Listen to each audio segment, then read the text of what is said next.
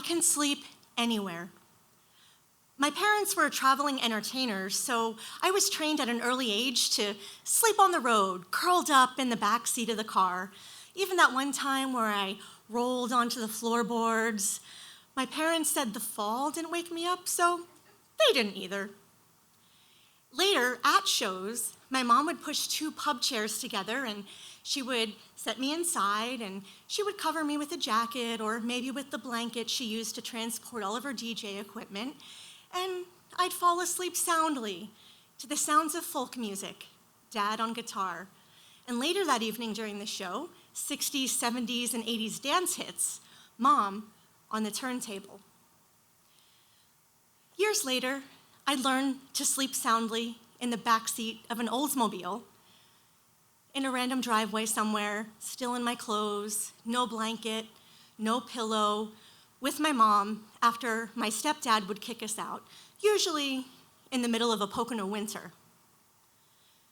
I practically learned my 9 times tables because I hit the snooze button so frequently. And at college orientation at Wilkes University, I slept so soundly that my new friends put shaving cream all over my butt, and it was a prank that earned me the nickname Edge during that whole weekend. I can fall asleep instantaneously on a plane or a train, no liquor or lorazepam needed, although that can help. I can sleep anywhere. Well, Lake Mead National Recreation Area with my lifelong pal, Jasmine. We were in our mid-30s by now, trying to fall asleep in a 2-person tent that we clearly outgrew after a day of flying and desert driving and sightseeing. Best friends are supposed to stick together, but not like this. "Are you asleep?" she whispered. "No," I groaned. Then I had an idea. We unpeeled from each other, we unzipped the tent. Jasmine chose a picnic table, and I headed toward our rental car where I sort of turned the hood and windshield into a makeshift recliner. We would sleep under the stars in just our undies.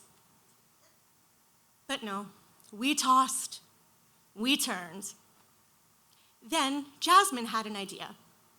We headed to the car, we gathered up some towels, and we walked to the nearest water pump, and we drenched the towels.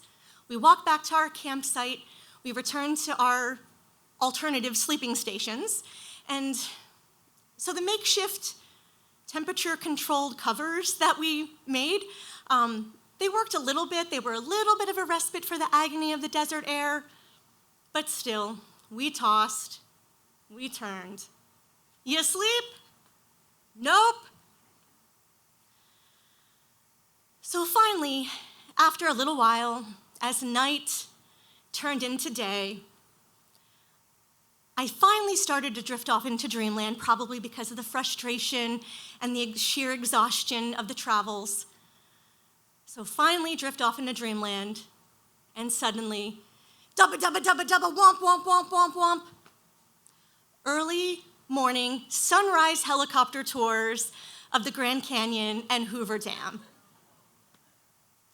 Did you sleep? No. Thank you.